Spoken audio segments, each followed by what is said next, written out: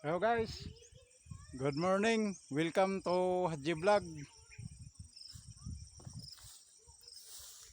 Mga idol, pinuntahan ko yung mais ko kung pwede nang pitasin. Hilaw pa naman yung green pa yung dahon oh. Dalawang linggo pa siguro to bago mapitas. Bababa sana doon, ang taas naman. Ikutin natin mga idol. Mga idol oh. Ito yung mga natumba kasi kaya hindi siya masyadong nakalaki yung bunga niya. Tingnan natin doon sa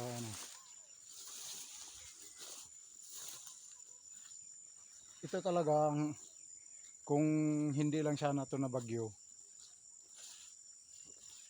Ito, may napitas pa oh. Tanggal yung bunga. So, maano to mga idol. Mas maganda sana to kung hindi siya na ng bagyo. Ito yung iba wala na, nabulok na yung iba oh. Tapos nagtutubo na. Yan mga ganun oh. Lalapitan natin.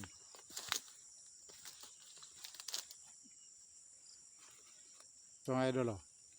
Nagtubo na siya, tapos nabalatan pa oh. Mayroon pa siyang nabalatan. Yung iba kasi dito kinakain na ng ng manok.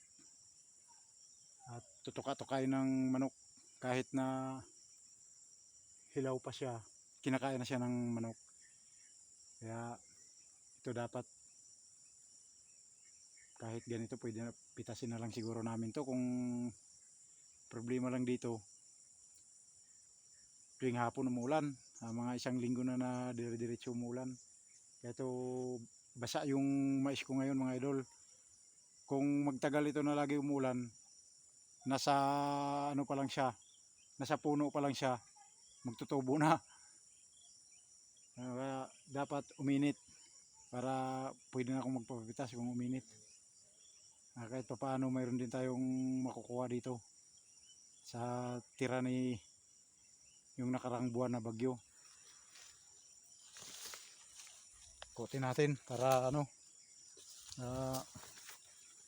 nakarang linggo lang ako makyat dito ay pala 3 linggo siguro bago ako nakakyat ulit dito.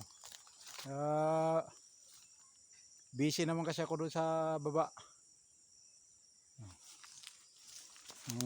Nagtitinda ako doon kaya hindi bihira ako nakakakyat. Yan o. Tatangkad ng mais.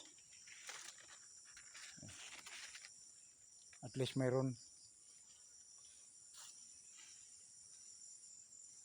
Sana maganda yung presyo ng mais para makabawi naman kami ng mga magmamais. Makabawi man lang sa gastos. Yan, okay, thank you mga idol. Pa-support naman sa Haji Vlog. Thank you for watching mga idol.